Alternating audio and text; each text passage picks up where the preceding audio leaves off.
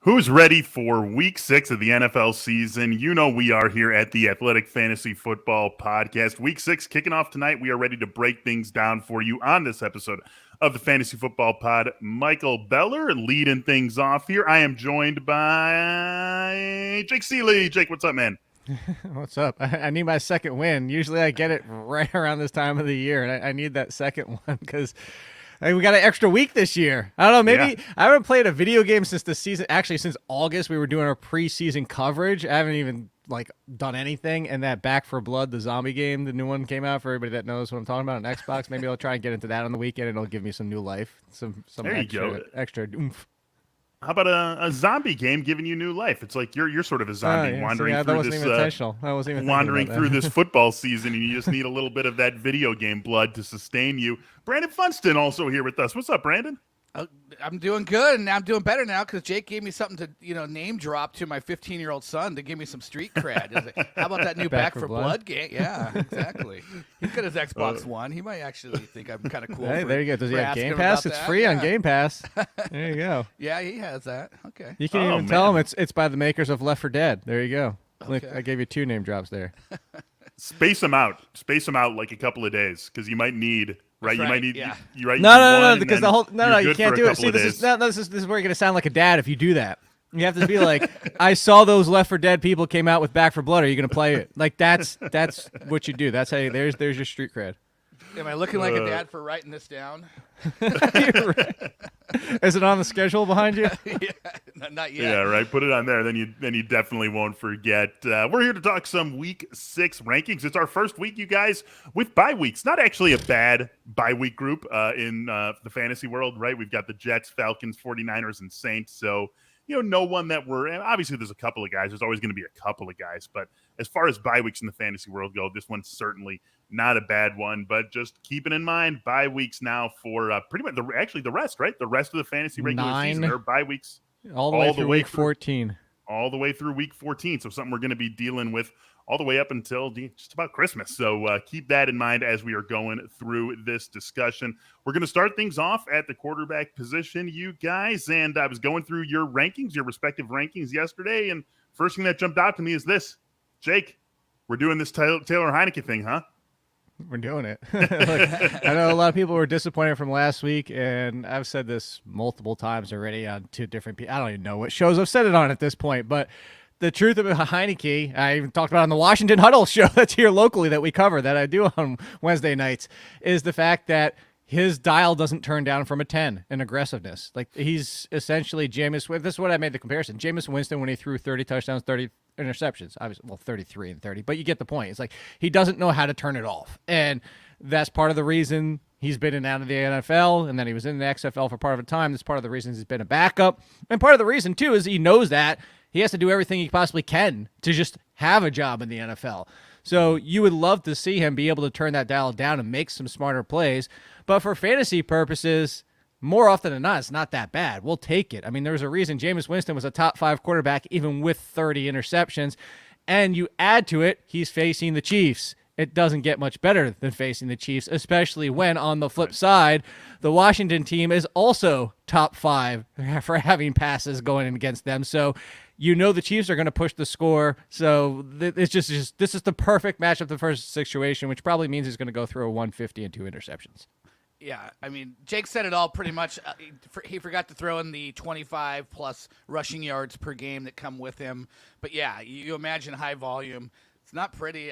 He doesn't have a strong arm, and when he tries to, play at that 10 pace that Jake says, and he tries to force a pass when he doesn't have that strong arm, it gets intercepted, and that's just the way it goes. But, yeah, it's working out. What is he, QB 15 right now? And this is the best matchup on paper for a quarterback. So I'm ranking him 13, which is, basically saying if you got him, you want to play. Yeah. Maybe. Do I have him 12? I might have him 12. I don't know. If I have him 12, I can say he's a QB1 for me. So, but he's right there. I can say he's a QB1, so there you go. Yeah, you've got him inside the top 12, Jake? Yeah, at 12, right on the nose. In There front of, you I'd go. play him over Sam Darnold against Minnesota. Yep, I would. Who else you got him over? In that Right group? behind that, Tannehill, Daniel Jones, who's in, Trevor Lawrence, Carson Wentz, Kirk Cousins, and down from there.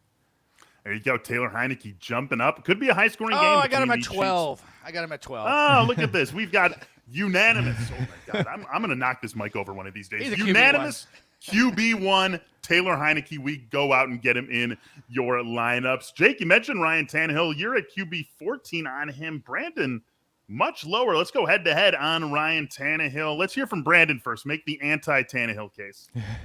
Well, so first of all, Tannehill this season's QB20. I mean, he's got, 5 touchdown passes on the year. And so I'm sort of ranking him where he's been producing to. But now you also add into the fact this is the opposite of Taylor Heinicke. He's facing the Buffalo Bills, who are giving up 5.4 yards per pass attempt. It's almost a full yard better than anybody else in the league. Yeah, they've played some bad quarterbacks, but they also played a couple good quarterbacks as well. And I just, maybe I'll move him up if we get Julio Jones back. It sounds like he's trying to get himself back. But if it's just A.J. Brown, I don't think that's enough for me to get excited about Ryan Tannehill. I suspect I could get as high as maybe QB 18 or 17, but I'm not getting him close to the QB1 range this week. Yeah, we talk about Tyler Heinicke, though. He did throw 2 touchdowns against this team. Granted, he ran for 1, which really helped his day. But it really comes down to, Brandon just mentioned it, I have Julio Jones in. And, if I don't have Julio Jones in, I'm looking at my ranks right now. It wouldn't be a huge knock. I'd probably still have him over Brandon. But I would definitely put him behind Daniel Jones even against the Rams. They don't have Darius Williams, which helps a little bit. But I'd probably put him behind Daniel Jones. And then I start trying to debate. I mean, I don't know that I like Trevor Lawrence against Miami, but at the same time, I don't. Tannehill, I trust more. Carson Wentz, look fine, got a great matchup, but he's still standing in mud in the backfield there. So there's a lot that's just in this mess. Maybe Kirk Cousins, but I just feel like the problem with that, the reason I have Kirk Cousins down here is because I have Dalvin Cook coming back. So there's a lot of ifs here. Is like I just don't think like Kirk Cousins is not going to have to throw the ball 35 times against Carolina if Dalvin Cook is back. Yeah, One thing I'll do to argue against myself really quickly is Tennessee does change defenses. Like you can't play a deep cover 2 against the Tennessee Titans, and otherwise Derrick Henry is going to liable to go for 200 yards against you. You have to bring safeties up to the line of scrimmage. So I know Buffalo's been doing that a lot, and that's how they basically kept Pat Mahomes in check. But I still think it's going to be. There's still a great defense, and it still kind of has me concerned. Well, and he let Mecole Hardman just destroy them because of what you just said. Yeah, what, 9-12-76 for Hardman in that game? Yeah, and not to like, I do want to. I want to sidebar real quick. Sorry, Bill. I don't want to like take over the show, but I want people to understand. No, I want people to understand because I'm glad that Brandon brought up that point because I know I've done this on 2 shows this week. I brought up that point of what you just said about cover 2 for why the Ravens are working so well this year is because you try to start Marquise Brown deep, and when the cover 2, you open it up for Lamar Jackson to go all 50 yards in any single run that he wants. And so what you do is end up pulling the safeties back in, and then you hit Marquise Brown over the top. The difference is it's not like they've never tried to do that before, but this year they're increasing the passing opportunities for Lamar Jackson, which is just created this storm of there's nothing you can do to stop the Ravens right now. So that's a very important thing to look for, what Brandon just mentioned, especially if you can I know some reports by different sites are out there. You can look at teams that run a lot of cover 2 or even cover 3. I felt the quarterback position this week was relatively self-evident. There weren't too many hard decisions to make. I don't think too many people are going to have that tough of choices to make at the quarterback position. So I thought we could take a moment to ask, is there a QB you would think about trading for right now? It's a position that we don't often think about making trades at. But yeah, Jake, it was actually something in your column that that sparked me to ask you guys this question. What are you looking at here? I am buying I don't understand the hesitancy of it, but I'm still buying Joe Burrow. And this is not the draft Joe Burrow, but I saw people are like, oh, should I really want to start him this week? He's, been kind of quiet or whatever. It's like, he's facing the Lions, first of all. Like, how do you not want to start your quarterback? And what I kind of put in there and what you said in the column is I liken it. He's turning into Ryan Tannehill. and the fact that he's been remarkably efficient. He's throwing 2-3 touchdowns on only 25, 28, 30 pass attempts. It's not the 40 pass attempts per game, which is why we were banging the table, draft Joe Burrow.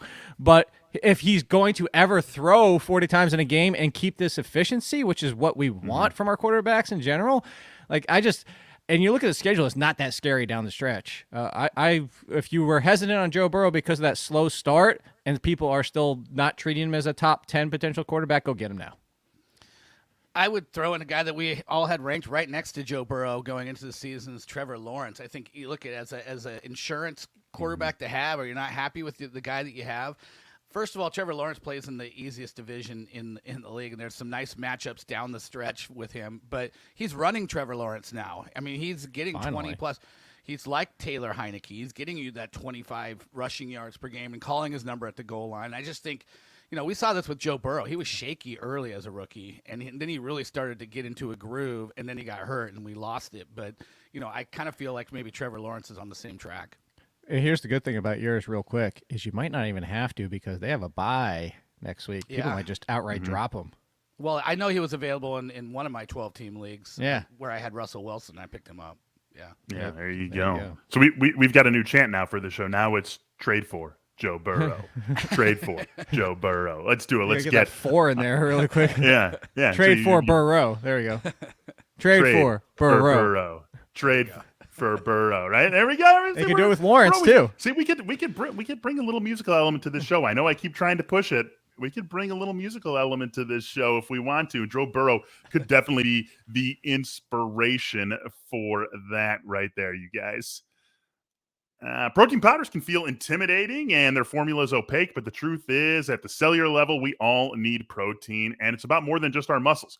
Ritual is here to change the protein game. Obviously, you deserve to know what you're putting in your body and why. With Ritual's one-of-a-kind visible supply chain, you'll always know what's in the formulas, where the ingredients come from, and why they're included. This is for tomorrow as much as for today, made with nutrients to support bones, brains, and muscles and help maintain muscle mass as you age. Let's go ahead. Let's shake up that Ritual. To make trying something new a little less scary, Ritual offers a money-back guarantee if you're not 100% in love. Plus, our listeners are going to get 10% off during their first 3 months. Just visit ritual.com/TAFF, like the Athletic Fantasy Football, and add that essential protein today. That's ritual.com/TAFF. All right, guys, let's jump over to the running back position here. We're going to start this off with Make a Case For. It's become my favorite game on the Athletic Fantasy Football Podcast every single Thursday. We're going to make a case for some guys, so you know the drill. I've got 4 names right here. We're just going to mix them up. That's good. While you're mixing them up, it's still 6 weeks in. You need to bring back the blackboard because we still haven't used it after I bought it for the season. I promise you, Jake, my word to you, we will bring back the blackboard next week. All right, here's the one I'm going with for first one today. All right, this is an interesting dude. Let's go to Jake on this one. Let's make a case for Latavius Murray. This is easy to make a case for Latavius Murray. I generally, after what we just saw, don't want a lot to do with backfields that are a mess. But the good thing for Latavius Murray this week is it's all matchup dependent. Actually lost. I know Beller's going to get mad because it was a parlay, but it was a small parlay. I was just having fun. But I had a parlay that included Latavius Murray scoring a touchdown. I got every single else part of the parlay. It was only a 5-way parlay. I lost that part of it. I was so rooting for to get the touchdown. But the Chargers. The Chargers, the Cardinals, those are 2 of the most exploitable run defenses this year. Last year, we knew it was the Lions, which still are this year, but it was Lions and Packers. It was the whole David Montgomery stretch down the way. So if you look at it with Latavius Murray, is the Chargers are allowing a ton of big runs, a ton of touchdowns, a ton of runs up the gut, and this just sets up for a Latavius Murray game. Devonta Freeman got some use in the passing game late, which would be a concern if they had to pass more. Tyson Williams is still clearly the third option down the chart. This is basically Latavius Murray. I'm going in this game hoping for 60 yards and a touchdown. And he's just one of the guys in that group. We talked about it a little bit last week. There are a lot of guys who fit into that group. Latavius feels like maybe the best of that group this Sorry, week. I'm laughing at Phil because he said somebody reimbursed me. Yes, reimburse me by $13 for that little blackboard. Jake for that blackboard that he purchased. Get him some space in the house for crying out loud. Let's see. While you're shuffling, I'm going to have to go find that out, Joe. I don't. John just said congrats to me for being number 4. I thought it was number 6, but thanks either way. I'm in the top 10 still for accuracy. Congrats to Jake Thank and you. congrats to Brandon for making a case for. Where is it at? There it is. Devonta Booker. Oh, Devonta Booker. The 0 wins above replacement for Saquon Barkley. Look at. We always preach volume, and what did we see when Barkley went out? He had 19 touches in that game after Barkley went out in the first quarter, and he is the. We saw how much Saquon Barkley gets used in this offense, and they use Booker the same way. So then it comes down to, okay, you're getting the touches, you're getting the goal line touches as well. Two touchdowns in that game, one rushing, one short area receiving touchdown. So now it's a matchup. The Rams. It's the Rams. It sounds bad, but they're giving up 4.3 yards per carry to the running back position. They're top 10 in yards allowed to running back. So I look at Booker saying volume is game script agnostic for him. So he's going to be in there whether they're getting blown out or whether it's competitive, and he's going to be getting his touches. To me, that is worth a back-end RB2 play for sure. There you go. And he was. What's up, Jake? I was going to say, my only 2 hesitancy parts, I have him 21, so I still have him as a back-end RB2. Not that hesitant, yeah. Yeah.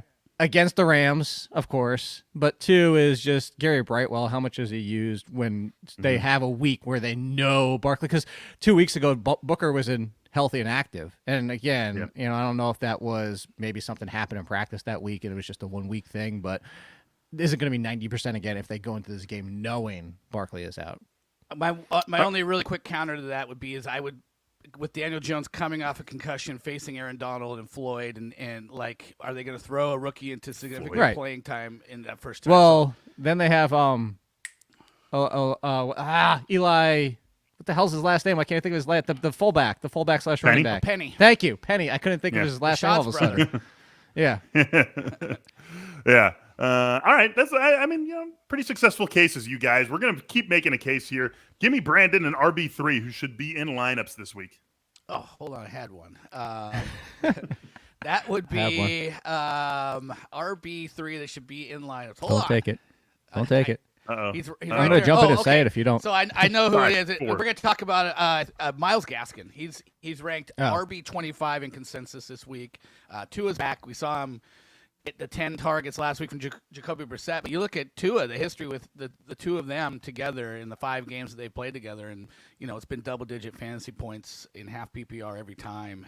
And Myles Gaskin really, I feel, is sort of starting to separate finally. I think they went through the Malcolm Brown – 2 yards in a cloud of dust experiment and are ready to move on and lean a little bit more into Myles Gaskin. I think he just fits with Tua. And so I have him well inside my top 20. Not well inside. I have him RB18 this week. Yeah, comfortably. Jake, save your Gaskin thoughts because this guy's just blowing up rundowns left and right. Who's know. your I RB3 that should be in lineups here, Jake? I see that. I was going to go to your team, your boy, Khalil Herbert. This is twofold. Okay. I don't expect, we talked about it on the Monday show, I don't expect the workload to be that similar. I don't think there'd be 50-50. Not against the Packers. Yeah, and the touches to actually be in favor of Herbert. But I do think he's going to be more involved than people originally thought. And I compared it on Monday when we were talking. I said it to the Broncos. It was like a Melvin Gordon, Javonte Williams. And you're also, at the same time of being kind of forced into the situation, you're also getting to evaluate Herbert as a rookie potentially for the long-term solution, as I mentioned on Monday, is that he might be the starter next year because Damien Williams and David Montgomery might be gone. So, again, I only have him in the 30s, but you're talking about an RB3, and that's what we're talking about here. Against the Packers, especially if they have to pass a little bit, and I know that's the bigger concern is that they're not even attempting 20 passes, but if you get some of those dink and dunks and, maybe they just play ball control, that's the biggest thing. Like, no matter which way they go with this, if they just run the ball 60 times or they actually dink and dunk them, either way, Herbert should get touches. That's what's good about it. I think there's an argument to be made that the Bears can't possibly keep up in a fast-paced game with the Packers. Not that the Packers actually play awfully slow, but they can't keep up in a game that plays into the high 20s. It's going to be 40-0 and they're still running the ball. The Bears' formula for winning is, to pull off the upset is 20-17, something along those lines. Yeah. So their maybe defense that has been playing good this year. You never know. Playing very good. It's I'm 37 years old, and I feel like I'm watching the same exact Bear season for like the 34th time in my life. It's just sort of how it goes with. I thought you were gonna be. I'm 37 years old. Been watching this defense for 45 years or something like that. Yeah, I mean that's honestly what it feels like here, you guys. Let's get into one of the other step up running backs this week with Clyde Edwards-Helaire out. Darrel Williams is we're expecting at least taking on a larger role for the Chiefs, and we've got a nice head-to-head here. At least as of last night, these are where you had these. This is where you guys had Darrel Williams. Jake was at RB17, Brandon at RB26. Jake, let's hear from you first. The positive case for Darrel Williams with the Chiefs going up against Washington this week. Yeah, he fell one spot. He's 18, so still it's right there. Either way, he's inside my top 20. It just comes down to he just took over Clyde Edwards-Helaire's role. Let me phrase it this way in the simple version, and I'm going to come for Funston on this one. If you like Booker, how don't you like Darrel Williams? I know McKinnon's going to be involved a little bit, but Darrel Williams is not going to cede 10, 12 touches to Jerick McKinnon, and it's the Chiefs offense, and it's the Washington defense, which, holy crap, I will admit from the jump, I said in the preseason that Washington defense is scary. I will say in week 6, it is not at all. It is the exact opposite. It is a bunch of like pillowcases out there. Like they're doing nothing. I don't get it. So Darrel Williams for the Chiefs, I think this is one, like if I put a bet just in this game of all, I wouldn't even touch the yards. I would just touch the touchdown score. I would just put Darrel Williams to score a touchdown. I think is a lock. Yeah, I think he's Latavius Murray. I think he's 60 yards and a touchdown at his highest. I think he's better than that.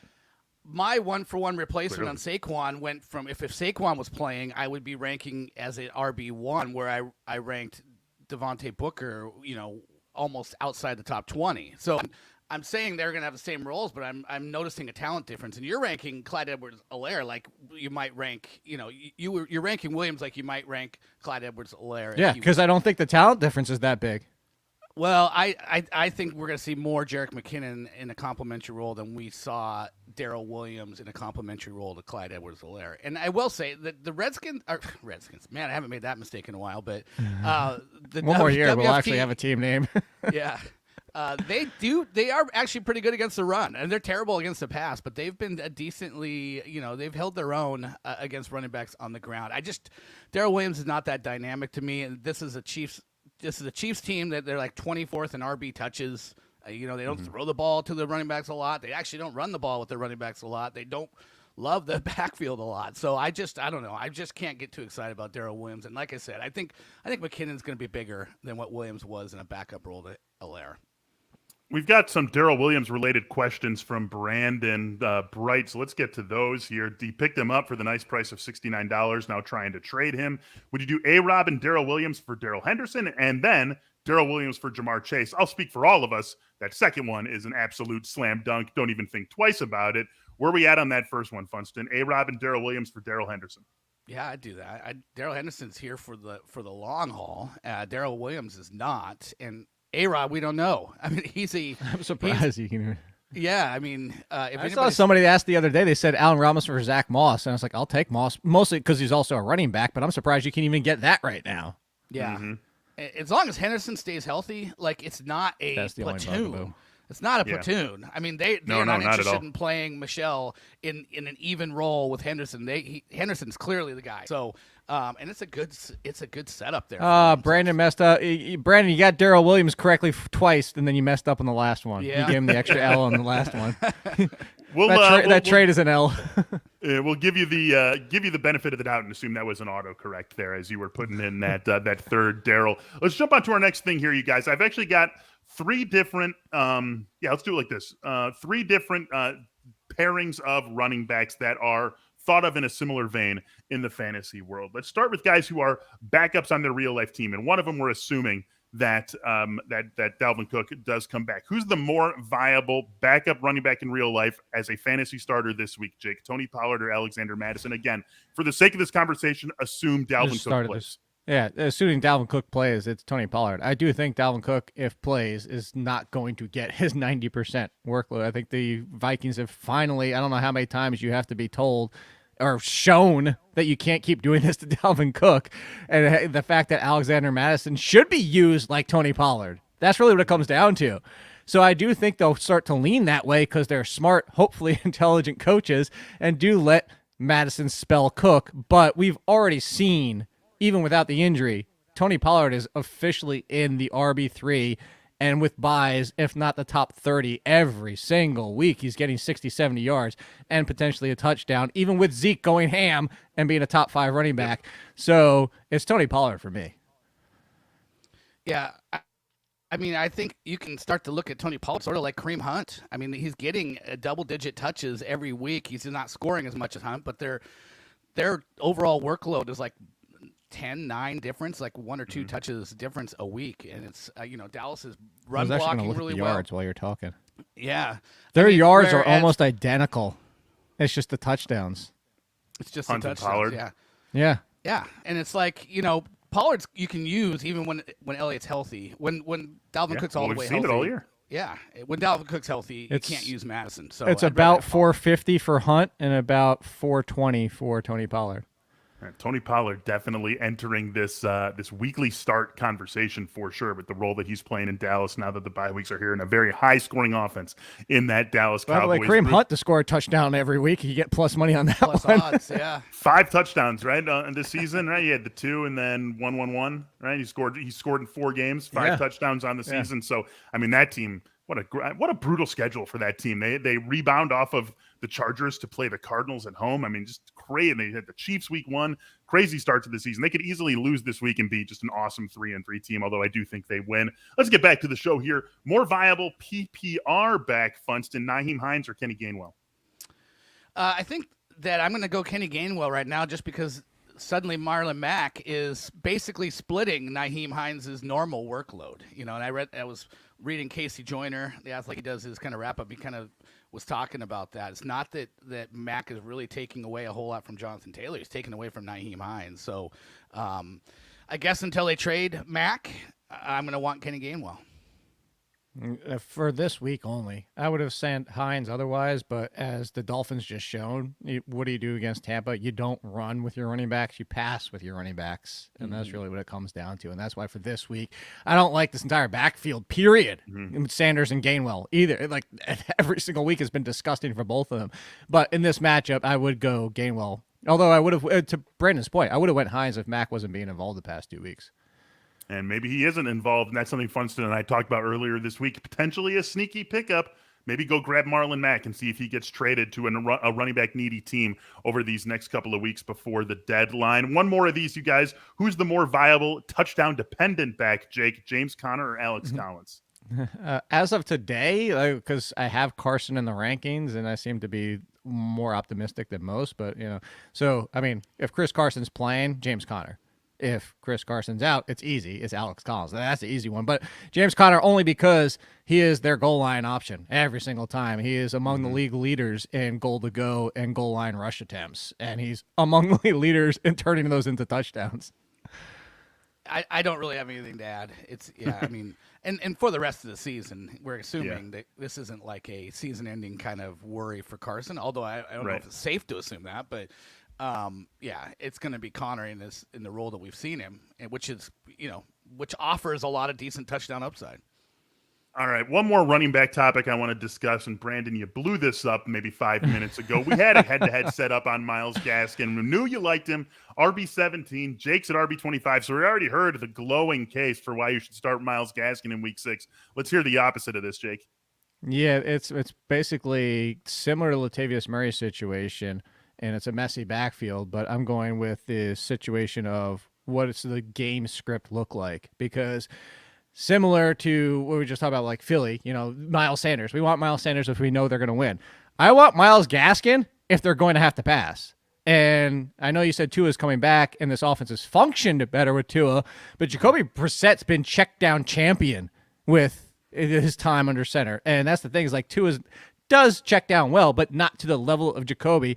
And if you're looking at this game, Miami versus Jacksonville, and we expect Miami to win this game, then it's going to be Malcolm Brown and Savon Ahmed getting their carries as they have in every game where they've run more than passed more. So it's more of, do I think he could finish top 20? Absolutely, because I think he's the most talented running back in that backfield. I do agree with Brandon on that. We talked about that in the preseason. Do I trust Flores, who he himself has come out and said, Myles Gaskin, we got to get used in the passing game? That's where I draw the line. And to be honest, like Brian Flores was on Sunday morning talking about the fact that Devontae Parker wasn't going to play at like 9 o'clock. Brian Flores is somewhat too honest at sometimes. So we love it in the fantasy Got a world. little Pete Carroll to him, yeah. Yeah. Funston, we heard your case for Gaskin. If you've had anything specific to push back on Jake, go for it. Also, just give us maybe a guy or two who you're playing Gaskin over that maybe people would be surprised to hear. Well, I'm playing him over Darrel Williams, who we already talked about. Let's see. I'm bringing it up really quickly. You better not say Damien Harris. I just like shut down the show. Javonte Williams? You playing him over Javonte Williams? I'm playing him over Javonte Williams. Yes, I am. There you go. Are you playing over Damien Harris? Yes, I am. You're drunk. Too early. Jake, I hope you're right, man. I have so much Damien Harris. I want to be absolutely wrong on that. But, yeah, as of right now, I'll just go back to the history with Tua and Gaskin. It's been Money in the Bank every week. And, and Jacksonville, they've given up six double-digit running back scores in 5 weeks. So, there's lots to be had. Even two guys could get double digits in this one for the Dolphins. Really quick answer this question for us, for our viewer, Alex. Damien Harris or Javonte Williams? That's for you, Funston. I already answered. Yeah. That's you. I have Javonte Williams ranked higher than Damien Harris this week. It's a little bit wishful thinking. There hasn't been a real discrepancy in the Gordon Williams work list. Just that Williams each week, whether you're looking at advanced metrics or regular metrics and throwing out touchdowns, like Williams is a better back. And we just keep kind of projecting that this kind of change, this sea change is going to happen in the backfield. And so, but I don't put it past Gordon and Williams to both be better than Harris this week. I just don't know what to make. I'm back to being like Belichick with this backfield again. There you go. And man, I mean, I know that it's a trope that we lean on every year with the London games always being the worst games that get sent out there, but Jets Falcons followed by Dolphins Jaguars. Not exactly the NFL's best products going across the pond so far this season, you guys. It's always kind of fun. They get to see the full range of things over there. Today, many small business owners are busier than ever. Time spent searching for and interviewing candidates can take time away from managing and growing a business. That's why LinkedIn Jobs has made it easier than ever to get the candidates worth interviewing faster, and it is free. Create a free job post in minutes on LinkedIn Jobs to reach your network and beyond to the world's largest professional network of more than 770 million people. You can focus on the candidates with the skills and experience you need. Use screening questions. You hone things down. You get that job in front of the people that you want to interview and then eventually hire. LinkedIn Jobs helps you find the candidates worth interviewing faster. Every week, nearly 40 million job seekers visit LinkedIn. Post your first job for free at linkedin.com/fantasy. That's linkedin.com/fantasy to post your first job for free. Terms and conditions apply. Making content is an essential part of what we do to keep this show going. It hasn't always been a seamless creative process. However, those of you watching this on YouTube right now know that this video show has changed quite a bit since we started it up before we found our groove here. In Canva Pro, they can help any creators cut down on those fails and get right to the heart of what they're trying to do. Canva Pro is a design platform that empowers you to create and share stunning content in just a few clicks. Designing with Canva Pro is amazingly fast and fun. Choose from thousands of templates that are easy to customize, or you can start from scratch. Canva Pro has endless premium fonts, photos, videos, and so much more that add personality and edge to whatever you're designing. And designing together has never been easier. Sharing, editing, and commenting in real time, Canva Pro helps you stay organized, on the same page, and on top of team projects. You and 4 teammates can unlock everything Canva Pro has to offer for just $12.99 a month. Design like a pro with Canva Pro. Right now, you can get a free 45-day extended trial when you use our promo code. Just go to canva.me/fantasy to get your free 45-day extended trial. That's canva.me/fantasy, canva.me/fantasy. Wide receivers next up, you guys. And we had a question on the first guy who I want to talk about. That question came from John the Stone. John wants to know what we think about Kadarius Toney going forward. Let's talk about what we think about Kadarius Toney this week for John, because we've got another boom head-to-head battle here. Brandon's wide receiver 30, Jake wide receiver 39 on Kadarius Toney this week. Funston, let's hear the positive side of things. Well, the positive side of things, what you saw the last 2 weeks, this guy's really talented. And the positive side is that Daniel Jones is trending towards playing this week. The positive is he's made plays at every point on the field. He's catching deep balls. He's catching medium passes. He's catching balls behind the line of scrimmage. He's playing in the slot. He's playing outside. He's really excelled everywhere he's been. And last week it was mostly on the outside. And if we want to say, well, Sterling Shepard's coming back, well then, we've already known that Darius Tony can play on the outside. I mean, Jake's lower, so I guess he can accentuate the negative. I'll just say that the Giants aren't. This guy's not going away. He's uber talented, and there'll never be a week probably when all the Giants receivers are healthy, but I don't think it matters anymore. Darius Slayton, somebody else is going to take a back seat, and this guy's going to be a regular going forward. Well, and that's the thing is that they are, except for Kenny Galladay now. Sterling Shepard is back. Darius Slayton is back, and that's really what it just comes down to. And you're facing the Rams with Jalen Ramsey, who Jalen Ramsey is not going to shadow anybody. So you're going to get half the game on Tony and half the game on Shepard. He's probably not going to spend any of his interest on Darius Slayton for good reasons. But that's really what it comes down to. He's actually now at 40 for me because he's back-to-back with Shepard. I have Shepard at 39. And Tony at 40. You can still start him. Look, that's still plenty of upside, but I'll compare it. The same thing I said on the show yesterday is it's like Evan Ingram for the rookie season for the Giants. Yeah, when nobody was left, everybody was on. Like Shepard was hurt that year. Odell Beckham was, and Evan Ingram was the last man standing. Right? Golden Tate was there, and he was hurt. Yeah. Kadarius Toney was the last man standing last week, and I don't disagree that he's uber talented. You are 100% correct, Brandon. Uber talented. And he probably should be their number one or number two next year because Kenny Galladay is still going to be around, but Shepard's probably gone.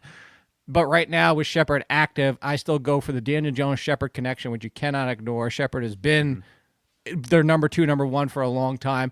They're back-to-back. So it's not that I hate them. I just have Shepard and Slayton in the lineup, so it's just the volume is not going to be there as much.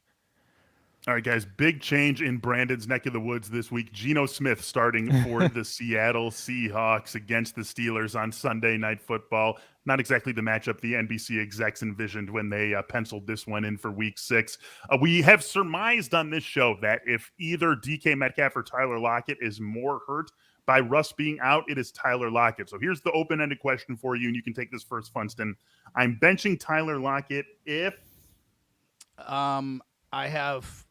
I have three guys or two guys inside my top 30 because I'm ranking Tyler Lockett at 30. I don't know what else to say other than that. Listen, like you can take the context clues of Geno Smith and what he did in one quarter of play. He targeted Tyler Lockett 4 times, completed one pass for 7 yards, threw an interception. He targeted DK Metcalf 4 times. One of them was an interference for 13 yards. And the other 3 were all completed for 54 yards and a touchdown. Like, he was just much better throwing to DK Metcalf. And, like, Russ Wilson and Lockett had sort of that ESP innate sense of knowing where each other were. And I just don't see how that happens. So I'm ranking Lockett at 30, but I could also – I mean, we see Lockett get these 2-3 catch 24-yard games, and that could really be in play in this game. So even though I'm ranking him 30, I – allow for the idea that it could be lower. And if I have a safe play, even like a Hunter Renfrow who catches 5 balls every game and is like one of 5 receivers to do that, there is in some cases where I might just say, oh, you know what, I need the safety of Renfrow this week. So that's my case for. Jeez, I thought you were going to leave some meat on the bone for me there because I was about to say like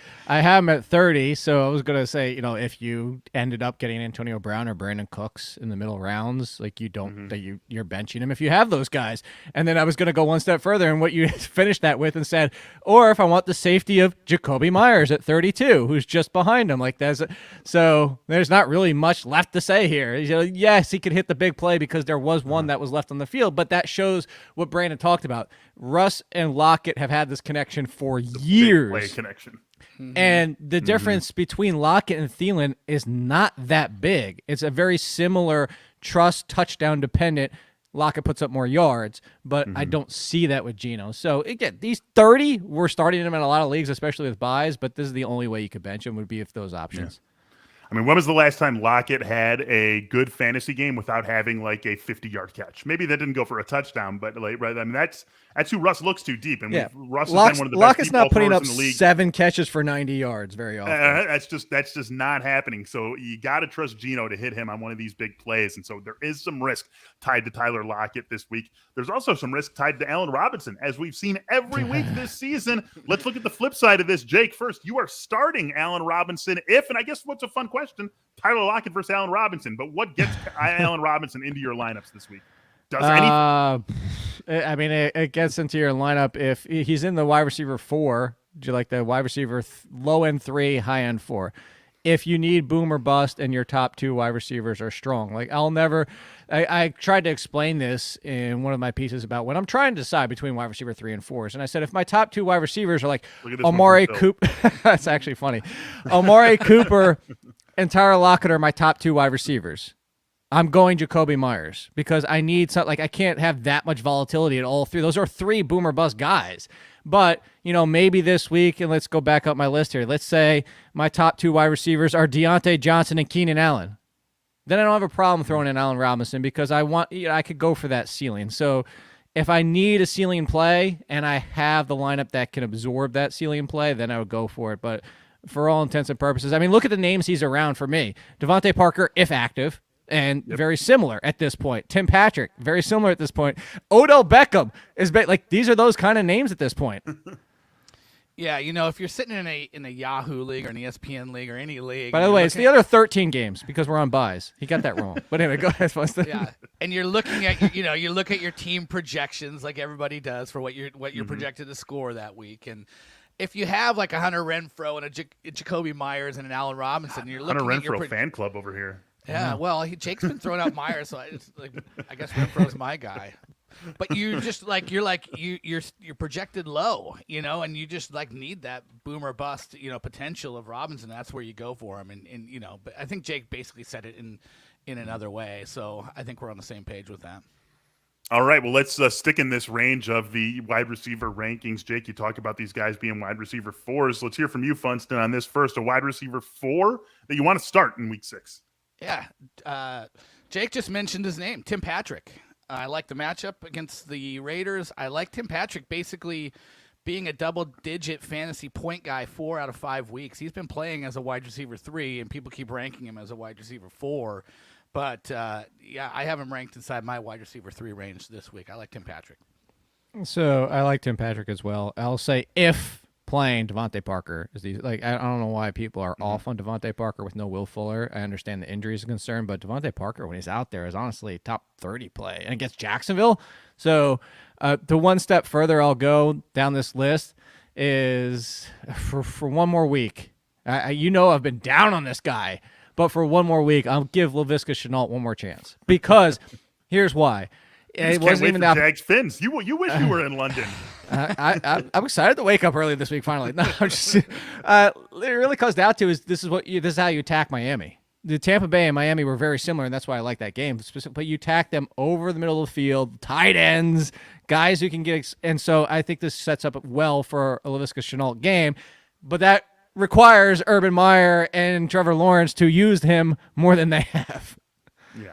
And it would be, after that one catch he had last week, maybe that gets him in the good how place. are we putting Jamal Agnew on the field more than Laviska Shenault? It's insane. It's absolutely, there's a lot of things that have been hard to figure out about the first month and a half of the Urban Meyer regular season tenure in Jacksonville, and that's one of the more benign ones for sure. Let's get to make a case for you guys. Here we go. We're going to make a case for some players. Again, you know the drill. We've got 4 guys here. Going to pull them out at random. Let's see who we got.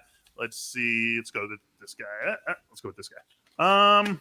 All right. This is a fun one. We're sticking over in London, and we are going to go to, let's say, London, we've heard from Jake plenty on this game. We've heard from Jake plenty. So, Funston, let's make you talk about someone in this Jags-Fins game. It is Jaylen Waddle. Make a case for him. I haven't talked about Jaylen Waddle a whole lot this year. Well, again, I guess I got the rose-colored glasses on with Tua coming back, and I guess the jury's still out on Tua, which is funny that the jury's not out on Jacoby Brissett. We know what he is. It's a very low ceiling quarterback. I like the upside.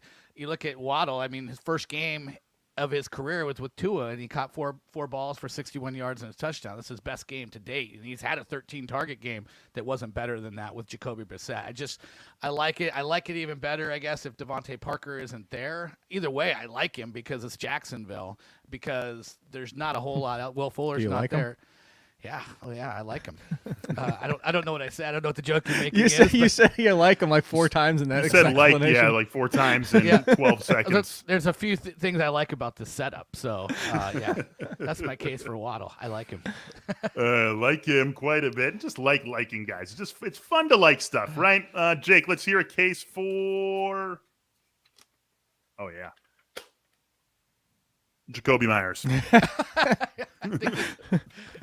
I just did. I like Jacoby Myers. I like this matchup. I like that what he's doing. Look, Jacoby Myers, for all intents and purposes, I keep making the joke the other direction recently, and everybody's like, "Oh, this is the week he has to score a touchdown." It's like, you said that the past 3 games, but here's the problem: is he doesn't have to. He doesn't have to score a touchdown. He can come out of the season with 3 or 4 touchdowns on the year. We're waiting for the first receiving touchdown of his career. He has 2 passing touchdowns, 2 passing, and 0 receiving. Even if he finishes with 0, he's going to be a top 30 wide receiver. That's all you need to know about Jacoby Myers. He is their new Julian Edelman, just without the touchdowns. Like, the one thing about Tom Brady is he found Julian Edelman for 7, 8, 9 touchdowns all the time. The only difference here is just it's Julian Edelman without touchdowns. I feel like he's flirted with a touchdown like most games. Like, he's right there, either getting tackled at the 1 or something getting called back. It feels like we're going to hear the screams from Boston, Foxborough, if he ever scores. New England, Providence, Rhode Island, that whole area up there. Michael Pittman, Boston's nice. Been to Fenway once. Went to a Cubs-Red Sox game there. Been there, too. A lot of good history if you're into that stuff, too, which I am. Check it out, Jake. You're not too far. Not too far. I mean, it's not a short drive. Beach. I know. Well, jump on the Acela. That's on the a Amtrak. Day drive. Get on the Amtrak. Go up the coast. Work your geography. No, I also don't have trains that come around here. Nice try. Drive to DC. Get on the Acela there. Take it. Oh yeah, that's what I want to do. Can we move on to Michael Pittman? Michael Pittman, has he become a must-play, Funston? Yeah, I think so. He's wide receiver 13 over the last month. He's like the 7th most targeted wide receiver. You saw him Monday night. He was moving the chains for Wentz late. He's just kind of the go-to guy. I mean, the only thing you worry about, I guess, a little bit maybe is T.Y. Hilton coming back. But look, you're going to be 6 weeks in, and I just think Carson Wentz has sort of established this chemistry with Pittman that's probably not going to go away. And he's a must-start this week against the Texans, absolutely. Yep, nothing to add. All right, let's wrap up wide receiver, Jake, then with a wide receiver 3 who belongs on your bench in week 6. Hard to find, but I think you can do it. So if Landry's back, Odell Beckham, not even starting him at this point. The only wide receiver I don't even really want to start Odell Beckham in general, period. In general, period? Is that really even? In general, period. Comma, period, exclamation point. Yeah, there you go. When you have 300 yards and 2 touchdowns and you come out of the game 2 for 30 and Odell Beckham, it's not just that Baker Mayfield's better without Beckham. He's just better not forcing it. That's the truth. The headline catcher is he's better without Odell Beckham. The truth behind it is he's better not forcing it to him. So he's a definitive bench if Landry's back, and he's even possibly still benched even if there is no Landry, depending on your other options. Yeah, I mean, that was my guy, too. It's obvious. What are we doing? We're continuing to hit our head against the wall with Beckham. I guess the other one is Allen Robinson, who we've been talking about. No disrespect to either of these guys' talents. They're just in bad situations, and Darnell Mooney is being ranked as wide receiver 40. I think Allen Robinson belongs right there next to him. So both of these guys are getting in as a courtesy of their name brand. Looking good, Barkley. I will further rain on the Odell Beckham parade. Zach Jackson, our Cleveland Browns beat writer, was on our Tuesday beat writer edition of this podcast. And I asked him if Odell Beckham had become an afterthought in the offense, and he said he can't think of any other word to describe Beckham and the role that he's playing in that offense this season. So I do think that Odell Beckham is in a prove it to us before we trust you situation, which, frankly, I never thought would happen during his time in Cleveland. Finding the motivation to work out and eat healthy can be a struggle. MyFitnessPal can change that by teaching you about your nutrition and fitness habits and helping you create new ones that actually stick. MyFitnessPal is not a rigid diet plan. Instead, you gradually learn from personalized data what works for you. If your version of healthy looks different from someone else's, who cares? That's great. The whole point is helping you find the best path to meet your goals. Even better is a MyFitnessPal premium membership where you'll get tools and expert guidance to help you reach your personal health goals in your way. You can customize the app. It's going to help you do so much more and go even further beyond what you can start with at the baseline. With MyFitnessPal, you are not going it alone. You have access to guided daily workout and meal plans written by dietitians and exercise scientists, plus support from other members with shared goals and experiences. MyFitnessPal does way more than just count calories. Get the support you need to meet your health goals. To unlock all the amazing things MyFitnessPal can do and start your premium membership today, go to fantasy.myfitnesspal.com and use the code FANTASY to get a 1-month premium membership for free. That's fantasy.myfitnesspal.com, code FANTASY for a free 1-month premium membership. Fantasy.myfitnesspal.com. Simply Safe, the system that U.S. News and World Report names Best Home Security System of 2021, just launched their new wireless outdoor security camera.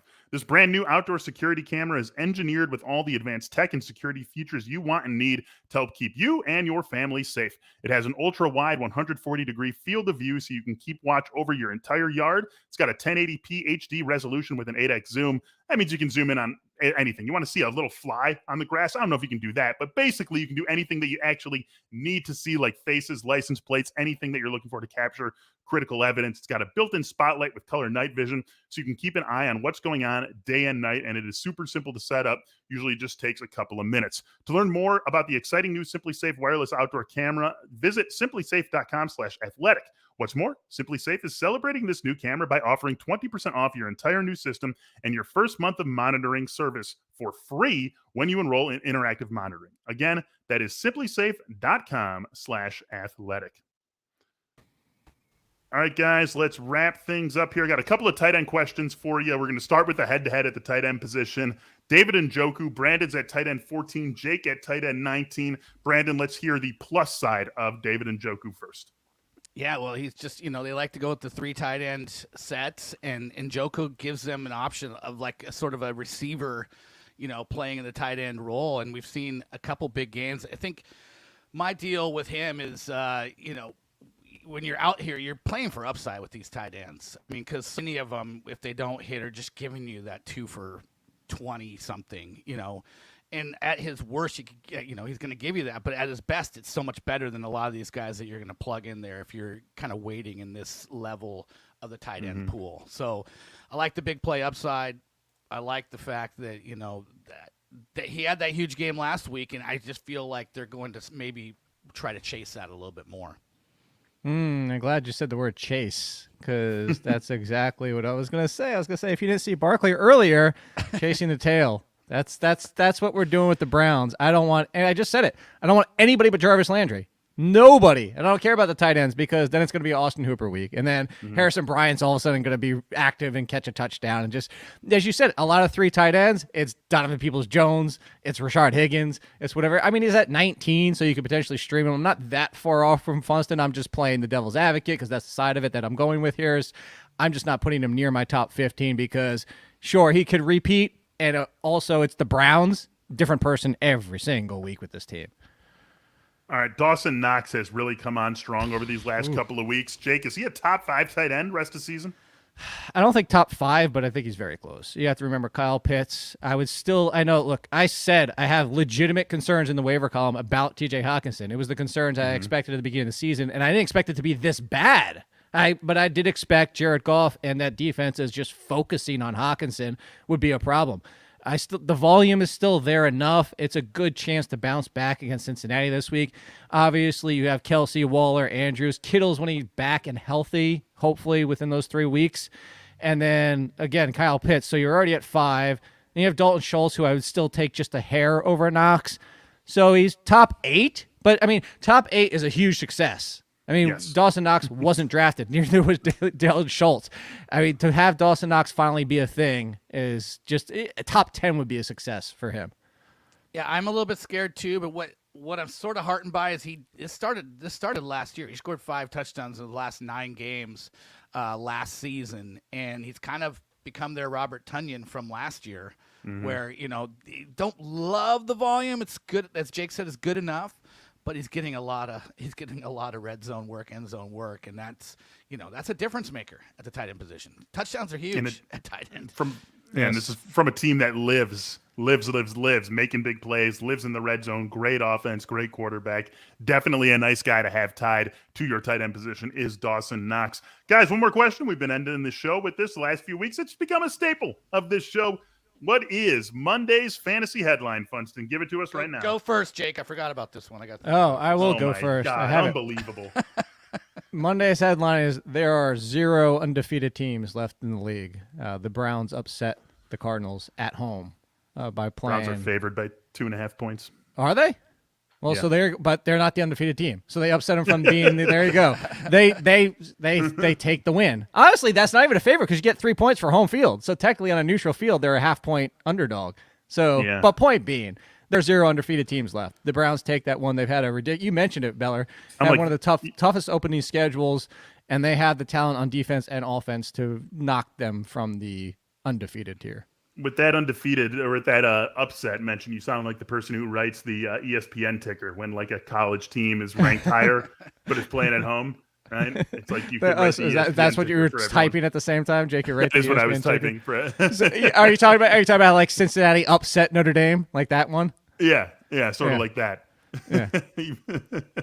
What do you got? You got time to come up with a headline here, Funston? Yeah, I was gonna toy with the idea of the headline being Chiefs fall to 2-4, but I can't quite. Now you're get going with myself Jacksonville gets their first win. I will go with Jacksonville gets their first win. I will say that the Seahawks get their first win without Russell Wilson in over a decade. Travis Homer Funston. If you know me in my history, I'm always reverse jinxing. I'm always going against my Seahawks in hopes of the reverse jinx. So unbelievable. You give this guy a taste of baseball success for the first time in 20 years, and suddenly he's got hockey now too. Seattle all day. Right. Yeah, he's got a hockey team now, right? It's just all Seattle all the time. I love those from graphics this they do on guy. the floor, by the way. Did you see the On the opening ice? with the Vegas Knights? Yeah, when they were burning the Kraken alive on the inside. Yeah, I'm excited to see the Kraken's home opener just because I just want to see it. It's just always fun seeing new teams. hey, if you have $5,000, you might even be able to be there live. I'm good. That's what they're going 7,000. for. Get a plane ticket from Virginia Beach Yeah, to Seattle too. oh no, I'll just drive. It's right around the corner, Beller.